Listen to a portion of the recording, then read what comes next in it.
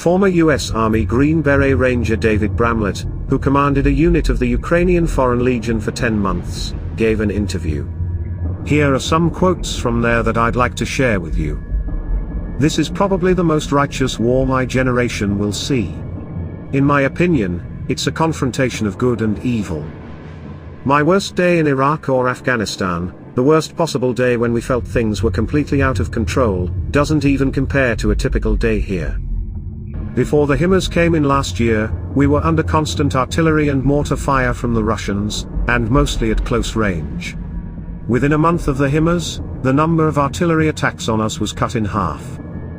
I would say that Ukrainians are bloody effective. Take the Kraken unit, for example. Worked with them in the spring 2022, not super professional at the time, but effective. And that's the main thing. And I am sure that these guys became more experienced over time. The Ukrainians are so effective on the battlefield because they are very motivated, their level of acceptable risk is much higher. Under the circumstances, that's the way it should be. I can only speak from my own experience, but from what I have seen, Russian soldiers are completely incompetent. We still overestimate the capabilities of the Russian army, especially in the West. If you look at the dynamics of the Russian armed forces, it is flat, or downward, because they are taking so many casualties, and have destroyed all their professional cadres who should be training soldiers.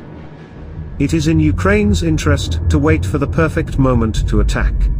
I believe that this waiting is evidence of high professionalism. The Ukrainian General Staff or Valery Zaluzhny or whoever is in charge of it is pretty good at what they do.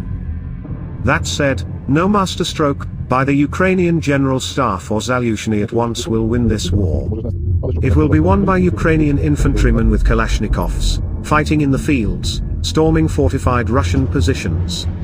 If we can do everything in our power to increase the survivability of these guys, this war will end much faster.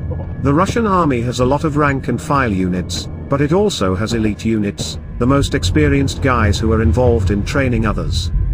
And so these cadres, these experienced guys were also sent to the front, actually into the meat grinder.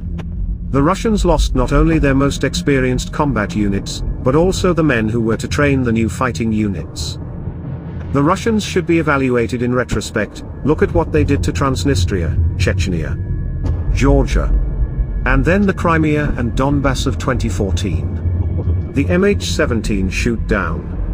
The polonium and Novichok poisonings. The Czech ammunition depots blown up. I compare the Russians to a rabid dog. In contrast to the words of the US Ranger, the Wall Street Journal published a piece with the narrative that at the rate it is now, it will take the Ukrainian army 16 years to liberate Russian-occupied territories. We will leave on the conscience of the authors of this material the figure, which they obviously took from the ceiling. I also understand the fact that sitting in an air-conditioned office with a Starbucks coffee, it is not difficult to speculate about the pace of the offensive. On the front lines, it looks a little different. The other day there was a video of the Ukrainian military traversing a minefield, a lot of people and equipment being undermined. It is horrible, there is literally nowhere to put one's foot. The density of mining is off the charts, it is almost impossible to move. But these experts do not have enough action, the pace is too slow for them. The Ukrainian armed forces are moving in accordance with the plan of the Ukrainian General Staff, looking for a future breakthrough. To rush them in such a situation is to provoke heavy losses. I am fed up with these experts.